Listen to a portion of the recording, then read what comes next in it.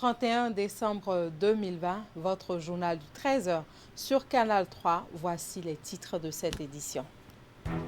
Quelques citoyens béninois se prononcent sur le discours du chef de l'État sur l'état de la nation. Il s'agit d'un exercice constitutionnel qui permet au président de la République de prendre la parole face aux députés pour dire comment se porte le pays dont il a la charge. Atelier de revue annuel du plan d'action de la sous-section santé sexuelle et reproductive des adolescents et des jeunes. C'est une activité organisée par la direction départementale de la santé de l'Atakora dans le cadre du projet de la campagne de lutte contre les grossesses précoces dans le département.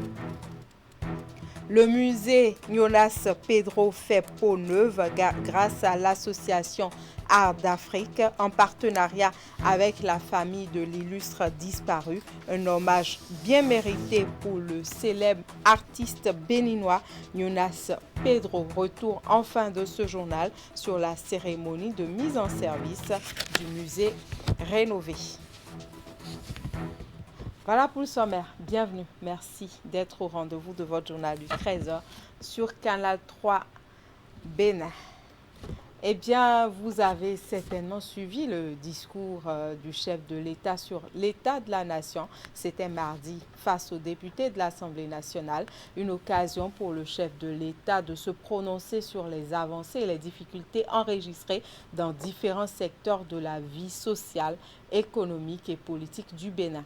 Quelle est votre appréciation sur ce discours? Nous avons posé la question à quelques citoyens rencontrés dans la ville de Cotonou. Je vous invite à les suivre. Le président de la République a fait un discours impeccable.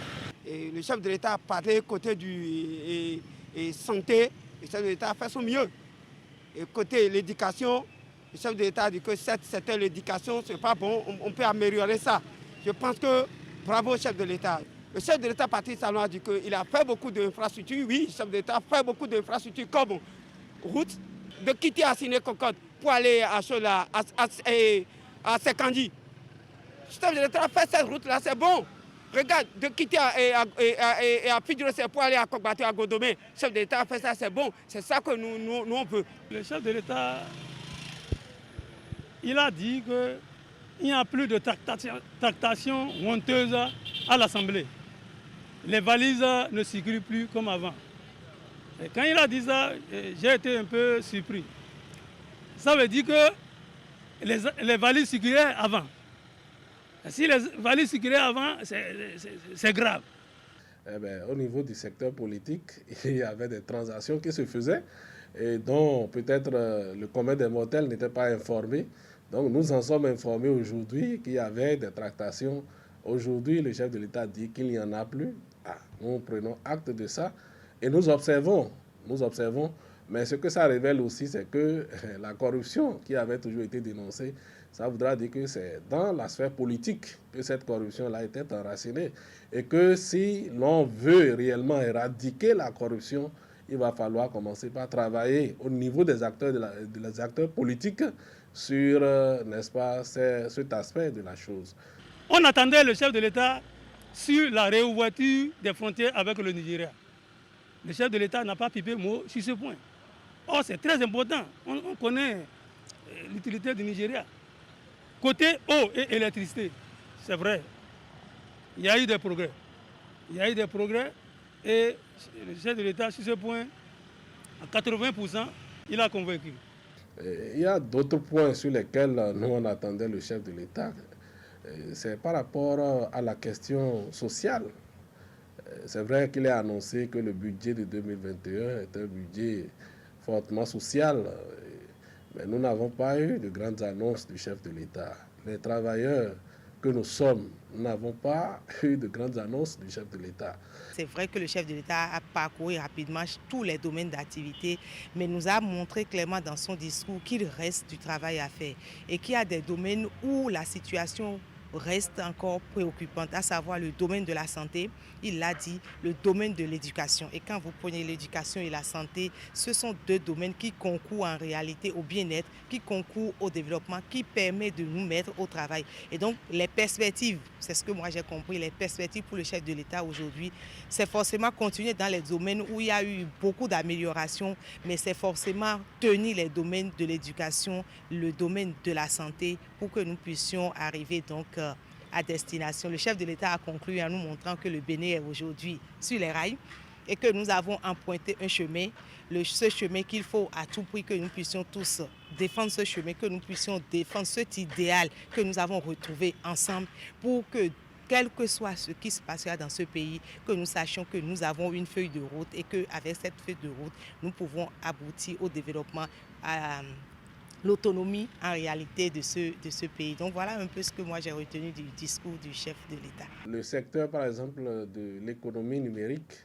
le chef de l'État a reconnu que nous sommes encore très loin de nous prévaloir d'une couverture nationale par rapport à l'Internet et a projeté à l'horizon 2023 la probabilité d'atteindre un niveau appréciable par rapport à la couverture Internet.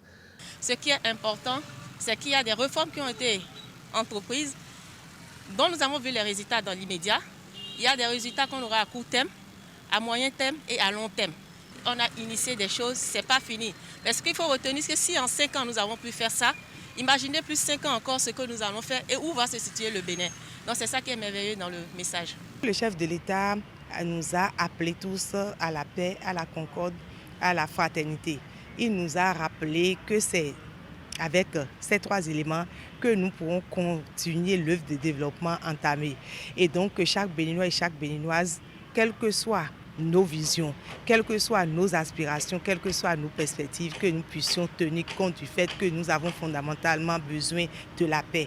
Et avoir besoin de la paix, c'est d'utiliser des méthodes et des moyens qui concourent donc aux résultats que nous voulons chacun, qu'on soit d'un bord ou de l'autre, mais que nous puissions savoir que ces méthodes et ces moyens doivent nous permettre d'aller au résultat, mais tout en conservant la paix dans le pays. Globalement, le président nous a permis de nous révéler à nous-mêmes. Nous avons confessé nos péchés, nous avons dit non au travers, nous avons décidé de révéler le Bénin à nous-mêmes. Nous nous sommes révélés à nous-mêmes, nous avons révélé le Bénin au monde entier, nous pouvons être fiers. Et donc désormais la barre est haute. Les Béninois ne vont plus permettre la distraction. Les Béninois ont compris que c'est eux-mêmes qui ont le développement de leur pays, ce n'est pas quelqu'un qui viendra les distraire. Nous allons dire merci à notre capitaine, le président Patrice Talon. Merci à tous les Béninois. Mikuro Tadagbe, le Bénin a de meilleurs jours devant lui. Et ce journal se poursuit maintenant avec l'atelier de sensibilisation et de formation à Grand Popo dans le département du Mono. C'est une rencontre organisée par le réseau des ONG pour les objectifs du développement durable. Cette rencontre réunit des membres des organisations de la société civile et des cadres des services déconcentrés et décentralisés de l'État. À l'ordre du jour, l'agenda 2030 et ses objectifs d'opérationnalisation. Le compte rendu est signé Geoffroy Messin et Florent Douve. L'hôtel Bel Azur de Grand Popo accueille dans l'une de ses salles de conférence et pour 3 jours des multiplicateurs ODD. Il s'agit principalement d'acteurs de la société civile ainsi que des cadres des services déconcentrés et décentralisés. En poste dans les départements du Mono et du Koufo, ils sont ici pour être sensibilisés et être formés sur l'agenda 2030 et ses outils d'opérationnalisation. L'initiative est à mettre à l'actif du réseau des ONG pour les objectifs du développement durable, RODD. Je tiens à présenter mes sincères excuses aux participants pour les reports consécutifs de l'activité, lesquels sont liés essentiellement à la pandémie de la COVID-19. Cet atelier entre dans la mise en œuvre de la 2e phase du projet intitulé « Sensibilisation et formation des multiplicateurs ODD sur l'agenda et ses outils d'opérationnalisation ». Il bénéficie de l'appui technique et financier du Programme des Nations Unies pour le développement, PNUD, à travers le Programme d'appui à l'opérationnalisation des stratégies de développement, PAST, phase 2. Le développement par le peuple et pour le peuple, dit-on. Cet adage est fort cher au gouvernement et aux partenaires techniques et financiers. C'est pour cela que le PNUD, à travers le PASD, appuie cette activité initiée par le RODD depuis l'année 2019 afin de mieux faire asseoir un partenariat actif et participatif de toutes les parties prenantes à la mise en œuvre et à l'atteinte des ODD au Bénin à l'horizon 2030. Les différentes communications qui vont meubler les travaux ont pour finalité de permettre aux participants de s'approprier l'agenda 2030 et les cibles prioritaires retenues dans les départements du Mono et du Koufo. C'est pourquoi je voudrais exhorter les participants à donc prêter une attention particulière à tout ce qui sera abordé au cours de cet atelier pour tirer l'essentiel afin de participer activement à la vulgarisation de l'agenda 2030 dans vos communes respectives. Mon souhait est que cette initiative, qui est à sa deuxième phase, se poursuive pour le reste des départements, car sa mise en œuvre nécessite la participation de tous et à tous les niveaux. Aussi, les organisations de la société civile ont-elles un rôle important à jouer dans la formulation de bonnes politiques et l'intégration de l'agenda 2030 dans les actions nationales et locales de développement. Nous espérons qu'avec l'appui technique et financier du Programme des Nations Unies pour le développement, à travers son projet d'appui à l'opérationnalisation des stratégies de développement phase 2, le ROD va installer sous peu dans chaque commune des ambassadeurs ODD qui vont assurer le suivi et l'évaluation de l'agenda. À l'issue des travaux, les participants devront maîtriser leur rôle et responsabilités dans la mise en œuvre, le suivi et l'évaluation du Plan national de développement, PND, et du Programme de croissance pour le développement durable, PCDD, au niveau local. Le programme d'action du gouvernement. Présentation du calendrier électoral aux institutions de la République. C'est dans le cadre de l'organisation efficace de l'élection présidentielle prochaine prévue pour le 11 avril 2021. L'initiative est de la Commission électorale nationale autonome. Le compte-rendu, c'est dans ce reportage signé Assiambon Kanye, Assiambon et Moufid Sagoran. La Commission électorale nationale autonome a présenté le projet de calendrier électoral aux institutions. Un calendrier dévoilé lors de la séance de concertation le mardi 29 décembre à Cotonou.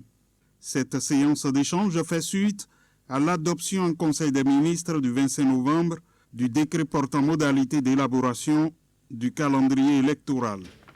L'article 3 de ce décret stipule, cite, le calendrier électoral est élaboré par la Sénat en concertation avec les autres institutions de la République impliquées dans l'organisation du scrutin. À cet effet, la Sénat a voulu soumettre à votre appréciation le projet de calendrier qui a été élaboré en tenant compte, bien entendu, des grandes séquences et opérations prévues dans le décret précité.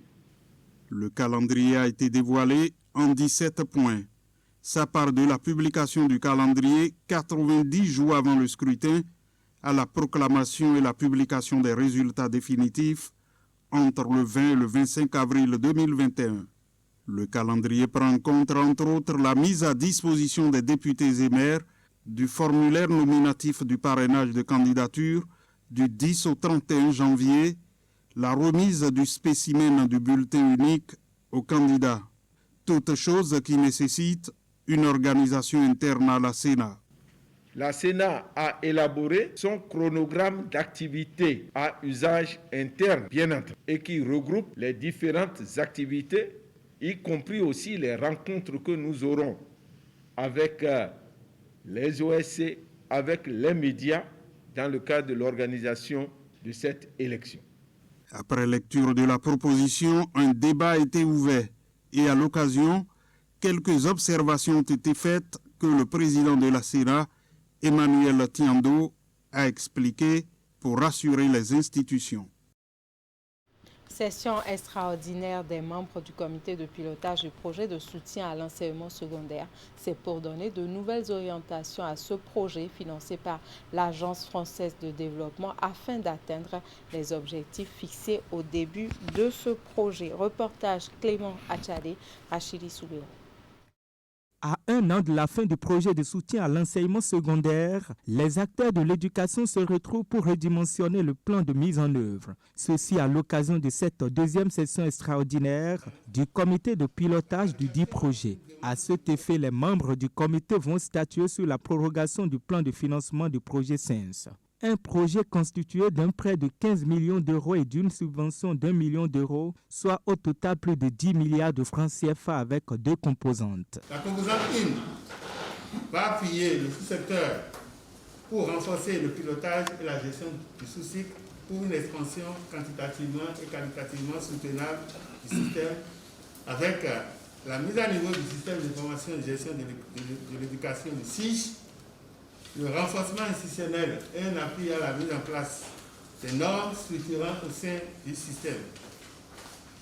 La composante 2 va contribuer à l'amélioration de l'accès et à la rétention des élèves dans les collèges à travers un vaste programme de construction d'infrastructures de plus de 700 salles de classe. Le plan du travail annuel du projet est exécuté financièrement à 26,3% avec un taux d'exécution physique de 58%. Mais vu les performances actuelles, le ministère de tutelle s'engage à donner une nouvelle orientation à ce vaste projet financé par l'Agence française de développement pour plus d'efficacité. Cette session du COPIL permettra entre autres de présenter aux participants le point d'exécution du projet à fin décembre 2020, valider la restructuration de la composante numéro 1, valider le PTA et le PPM gestion 2021, approuver la prorogation du projet d'1 an, les perspectives retracées dans le PTA 2021 nous permettront de terminer les travaux de construction et de payer les entreprises, faire des avancées en ce qui concerne la carte scolaire et le SIGE. En termes de bilan à mi-parcours, le projet SENS a permis l'élaboration du document cadre régissant le sous-secteur de l'enseignement secondaire, la définition et le renforcement du système d'information, la facilitation des statistiques scolaires, l'exécution en cours des travaux de 170 modules de 4 salles de classe et 340 blocs de latrines dans 111 collèges d'enseignement général. À l'arrivée, 700 salles de classe sont prévues au total sur l'ensemble du territoire national. Et cette session extraordinaire du comité permettra aux conseillers de tout mettre en œuvre pour que les objectifs soient atteints. Remise de matériel roulant à certaines directions du ministère de l'Agriculture, de l'Élevage et de la Pêche. Le geste vise à appuyer les structures impliquées dans la mise en œuvre du programme cadre d'appui à la diversification agricole. Les précisions avec Ingrid D et Ulrich Gaba. Voici les 8 véhicules flambant neufs mis à la disposition de certaines directions centrales techniques et décentralisées du ministère de l'Agriculture, de l'Élevage et de la Pêche. Placés sous la houlette du ministre Gaston Dossoui, la cérémonie vise à appuyer les structures impliquées dans la mise en œuvre du programme cadre d'appui à la diversification agricole, PROCAD. Comme ça a été pour les directeurs généraux des agences territoriales de développement agricole, on a pu leur donner par l'entremise du PROCAD 7 véhicules pour chacune des agences. On s'est rendu quand même compte qu'ils en avaient vraiment besoin. Parce que ces véhicules, personne ne peut dire que ça n'a pas servi à rehausser la qualité des activités sur le terrain. Et après ça, le ministre est intervenu aussi, notamment pour les DDAP qui sont aussi des structures qui travaillent sur le terrain, plus certaines directions centrales techniques qui souffrent d'un manque cruel de véhicules.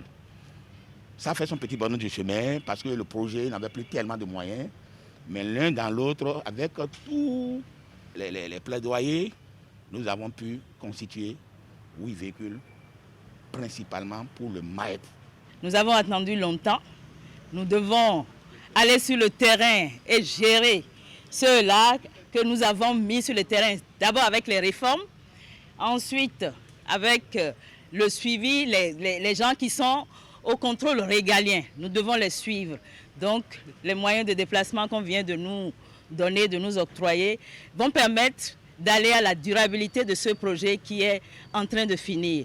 Je demande à tous ceux-là qui ont reçu des véhicules, qu'ils prennent l'engagement de bien les utiliser, mais aussi de faire le suivi des innovations qui ont été mises en place depuis que le PROCAD a commencé ses activités au niveau du Bénin. Le programme a pour objectif de contribuer à la création des conditions nécessaires à une croissance économique durable et à la réduction de la pauvreté en milieu rural. Il couvre toutes les zones agroécologiques du territoire national.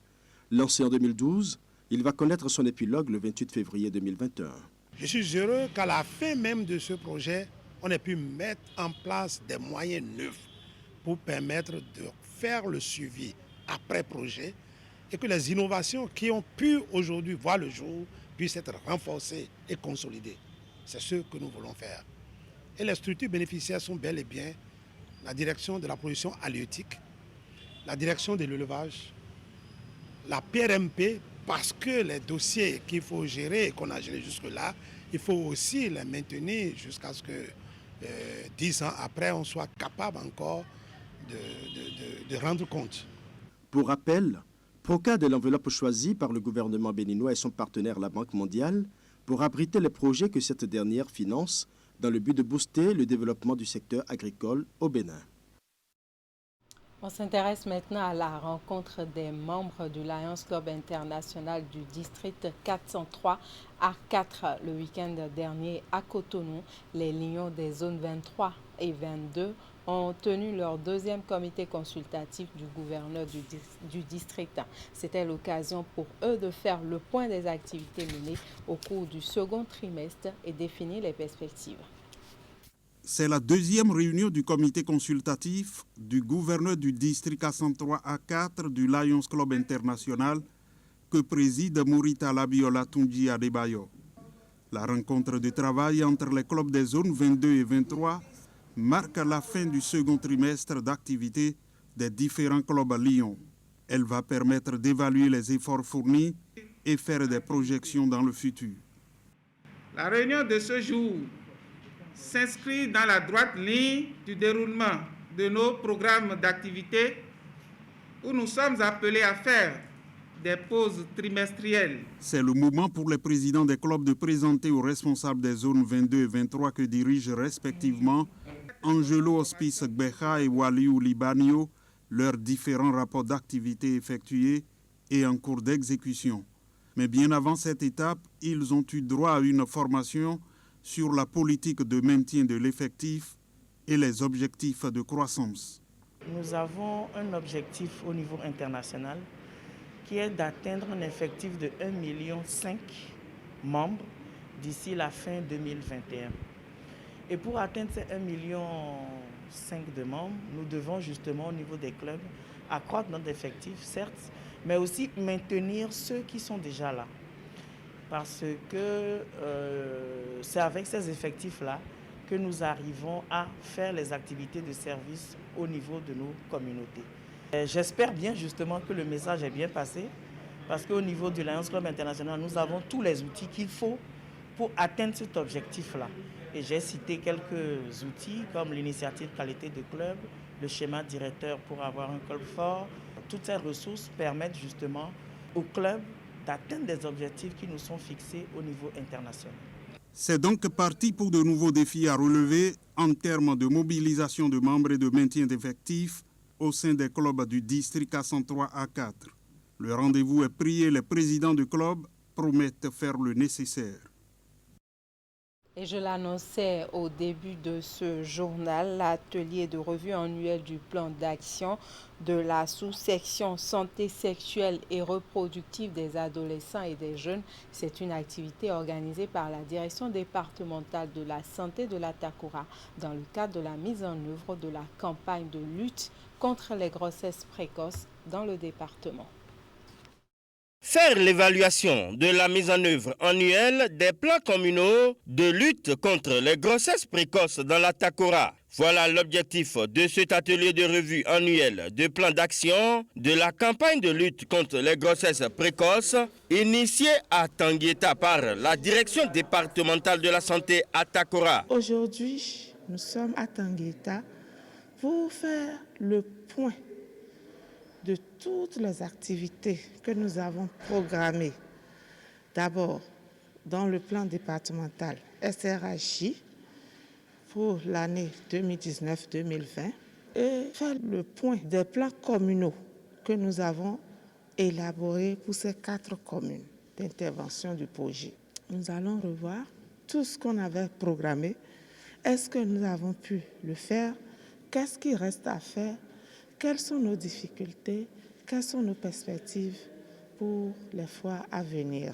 4 communes, Materi, Kobli, Kwandé et Kérou, sont concernées par ce projet, soutenu par Plan International Bénin et dont les résultats commencent à encourager. Je voudrais en ce moment témoigner la gratitude pour l'intervention du projet dans les 4 communes. Donc au nom de mes pairs qui ne sont pas ici mais qui se sont fait représenter, pour remercier Plan International Bénin qui a bien voulu accompagner cette initiative qui a commencé il y a quelques années avec Madame le Préfet. Donc je voudrais très sincèrement remercier tous les acteurs qui interviennent dans cette lutte. Et je pense que ce que nous faisons, bien ce que vous faites, est vraiment à saluer. Initiatrice d'un projet semblable appelé Zegromis, depuis sa prise de fonction à la tête du département de la Takora, Madame le Préfet, en procédant au lancement du présent atelier, a dressé les statistiques liées aux grossesses précoces dans la Takora avant d'exhorter les uns et les autres à continuer les efforts communs. La santé sexuelle et reproductive des adolescents et jeunes demeure un sujet à réflexion au regard des problèmes auxquels sont confrontés ces derniers et des indicateurs en santé qui traduisent leur situation. Des résultats de l'étude de faisabilité du projet réalisé dans ces 4 communes cibles, il ressort que l'insuffisance des moyens de subsistance pour les filles, l'insuffisance de connaissances en matière de santé sexuelle et reproductive parmi les jeunes, l'utilisation limitée des méthodes de planification familiale,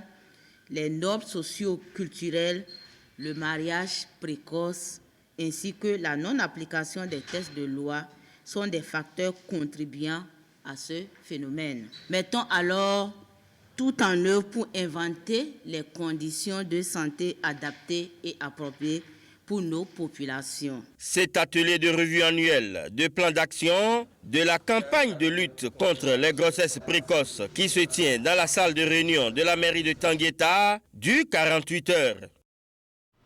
Deuxième édition du Festival des Jeux Célébro Ludiques.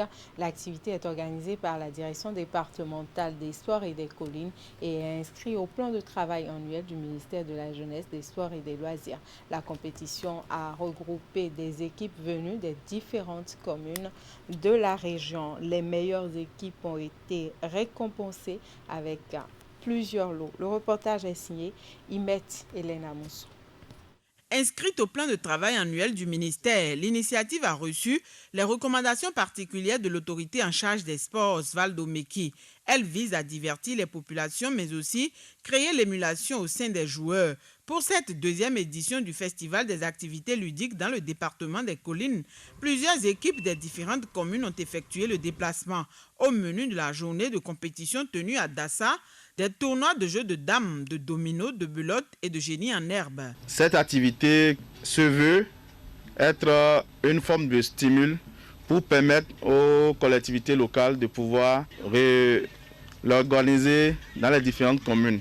Nous avons voulu le faire en cette période de fin d'année parce que c'est une période où la plupart des fonctionnaires sont au repos. Ça veut dire que les activités ludiques nous aident beaucoup par rapport à l'équilibre psychique. Avant le démarrage des parties, Les différents joueurs ont été entretenus sur les règles générales des tournois, les interdits, pénalités ainsi que les situations exceptionnelles considérées comme cas de score ont été évoqués. Pendant les matchs qui se sont déroulés, la concentration était de mise. Les arbitres et juges ont aussi suivi avec attention l'ensemble des tournois. À la fin des différentes rencontres, les joueurs et équipes vainqueurs ont été connus. Ils ont reçu les trophées en plus des autres lots qui leur ont été réservés. L'année dernière même, c'est la commune de Savek qui a eu la chance de rafler 3 sur 4 prix organisés par la direction départementale des jeux en ce qui concerne les jeux cérébro-ludiques. Pour cette année même, les joueurs de belote, les vrais joueurs ne sont pas arrivés. Nous qui sommes les amateurs, c'est nous qui sommes venus pour remporter encore le premier prix de la compétition. L'année dernière, on était ici, on a été vice-champion. On était un peu déçus, mais cette année, on s'est mis à fond, on a beaucoup travaillé et on a rapporté. J'ai dit une fierté, pourquoi on vient de OSR et on a montré que oui, à OSR, la politique générale, c'est notre chose. J'encourage tous les jeunes à sortir massivement pour les jeux dans les années à venir et je prends mon temps à remercier monsieur le ministre des Sports. L'édition 2020 du Festival des activités ludiques s'est refermée à la satisfaction des participants et des organisateurs. Tandis que les gagnants jubilent, les perdants espèrent prendre leur revanche l'année prochaine. Le défi de ces jeux, les éditions à venir, est relatif à la mobilisation d'un plus grand nombre de participants. Leur organisation au niveau de chaque commune pourrait aussi être effective en 2021, ce qui va davantage rehausser le niveau. Et puisqu'on parle de jeux et de loisirs, on reste dans le même registre. On s'intéresse maintenant à la première édition du tournoi Inter-COGEPAF qui a connu son épilogue le week-end dernier. Organisé par l'Office national du bois, la compétition a réuni les équipes des arrondissements riverains des forêts sous gestion de l'ONAB. À l'issue d'une finale âprement discutée, l'équipe gagnante a remporté l'édition 2020 de ce tournoi. On retrouve Imet Elena Moussou. Épilogue du tournoi de foot entre les comités de gestion participative des forêts de l'Office national du bois ONAB de la zone sud. En maillot rouge, l'équipe de Tofo est aux prises avec celle d'Agrimé vêtue en bleu.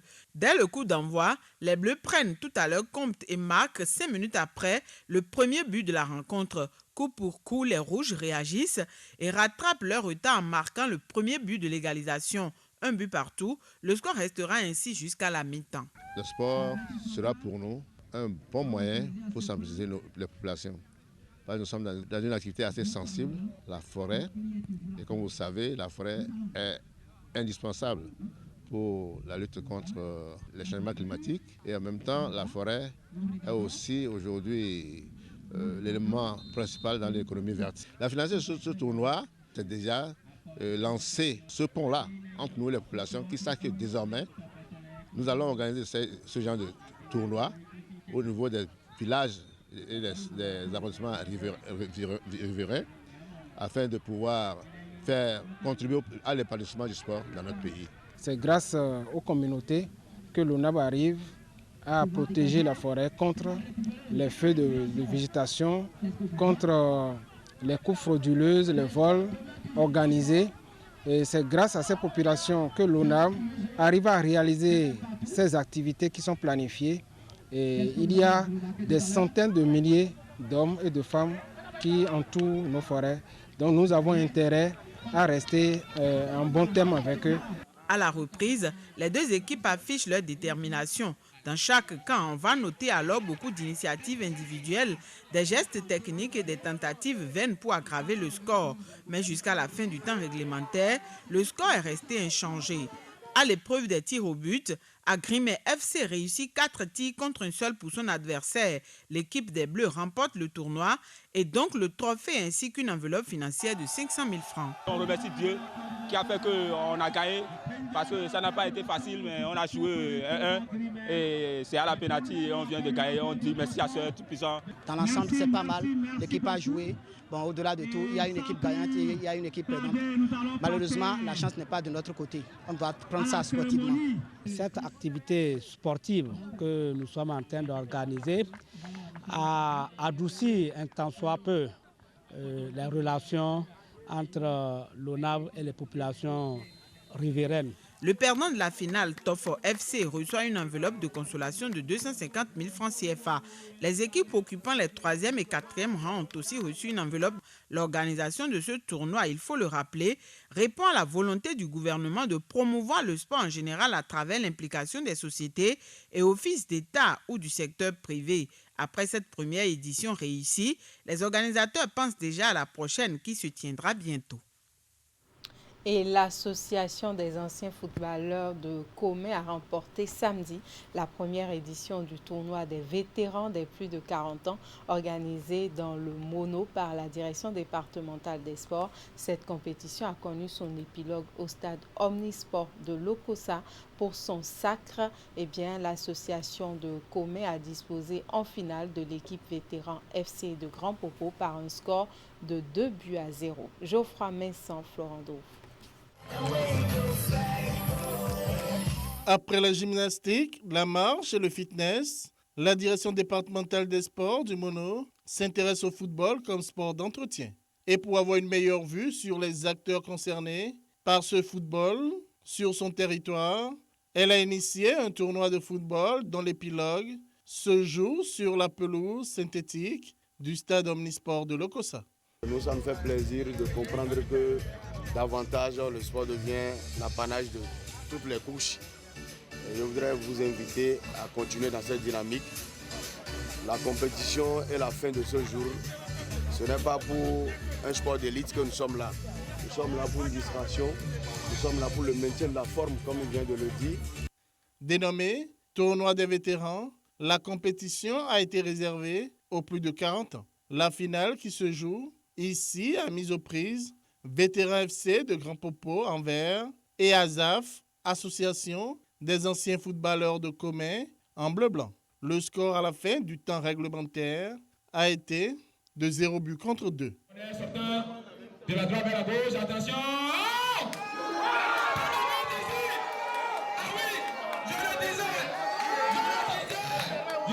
Les impressions sont d'abord des impressions de joie, de satisfaction. Vous savez, le parcours a été un parcours de combattants et donc on s'est retrouvés en finale tout en méritant notre place. Cette finale, nous étions préparés pour partir avec le trophée. Ça a été chose faite, c'est une joie pour nous. Soulevez, s'il vous plaît.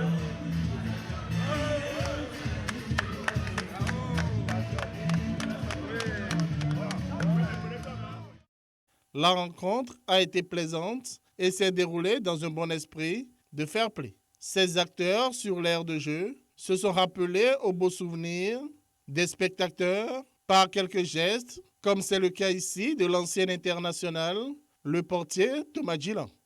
Mes impressions sont bonnes. C'est une occasion pour nous de nous mettre encore une fois en valeur et de prouver ce que nous savons faire, ce que nous avons fait pendant notre jeunesse. Je souhaite que cette édition ne soit pas la dernière, que ça se pénalise dans le temps. Ce n'est pas la fin qui compte, mais c'est le moment de convivialité et de partage qui fait plaisir. Pour cette compétition, organisée par la direction départementale des sports du Mono, 8 équipes étaient sur la ligne de départ. Les confrontations ont duré 3 semaines pour s'achever sur ce sacre de l'ASAF de Comé.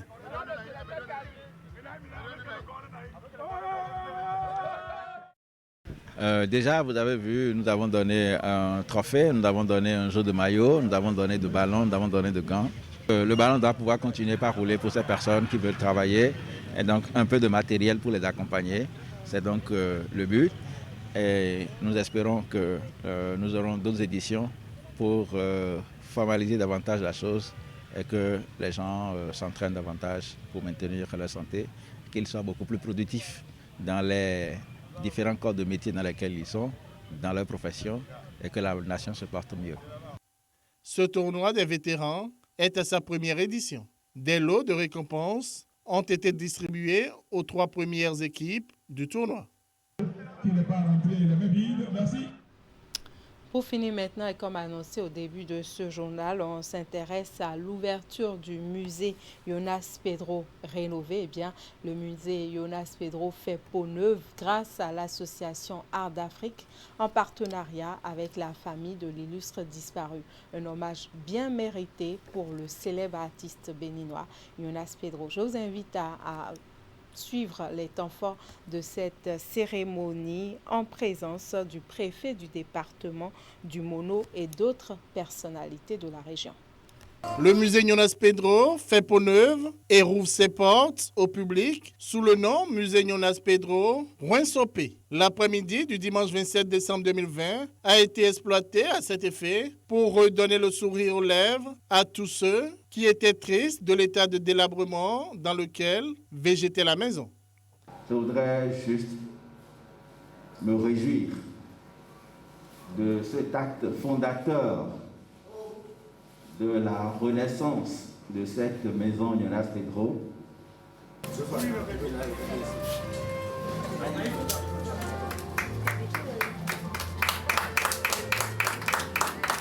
Situé au quartier Takonzongo 2 à Lokossa, dans le département du Mono, le musée Jonas Pedro est à nouveau donc accessible au public. Une renaissance que l'on doit aux efforts de l'association Art d'Afrique qui a su nouer un partenariat avec la famille de l'illustre disparu. Nous sommes parvenus à la signature d'un accord de partenariat le 12 août 2019 et c'est cet accord qui nous a permis, avec la collaboration des enfants et le respect des vœux de l'artiste, de commencer par mobiliser les ressources, les acteurs et tout ce qu'il faut pour réfectionner ce musée. J'ai un sentiment par-dessus tout de gratitude, d'un merci qui est inné. Depuis la minute où moi j'ai reçu le coup de fil, où on me parlait de l'existence d'une association de jeunes qui proposait de nouer un partenariat pour l'immortalisation de l'après Jonas Pedro. Quand je suis rentrée dans la maison, j'étais émue. Ça fait plaisir de voir l'œuvre de l'artiste renaître. Ça n'a pas été facile, mais on l'a fait quand même. Ainsi donc, la vie artistique et culturelle reprend au musée Jonas Pedro. Les autorités politico-administratives, les leaders d'opinion, les sages, les notables, les têtes couronnées et autres simples citoyens qui ont assisté à l'ouverture officielle du musée relooké ont eu droit à un concert live assuré par l'orchestre Viva Orchestra de Lokossa. Une partie du répertoire du maestro a été parcourue.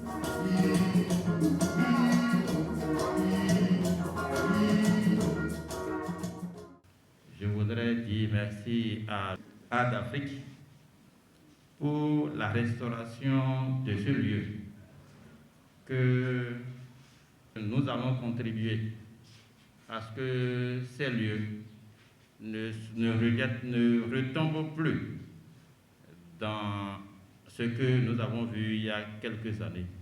À travers le Fonds des arts et de la culture, nous allons vous accompagner pour l'animation de ce centre. Avec ce seul centre, nous pouvons faire connaître le Koussa et faire révéler le Koussa et même la destination Bénin. Je voudrais donc souhaiter que ce qui est entrepris connaisse du succès.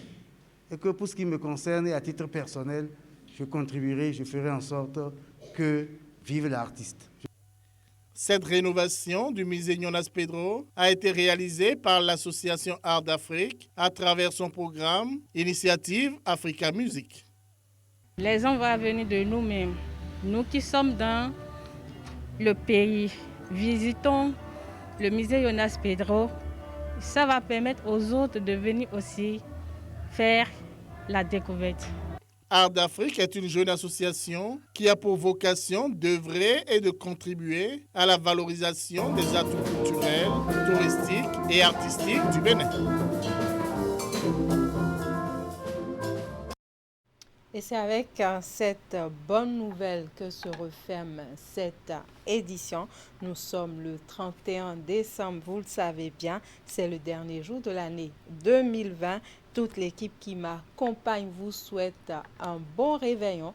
Passez d'agréables moments de fête en famille et avec vos proches. À demain, 13h.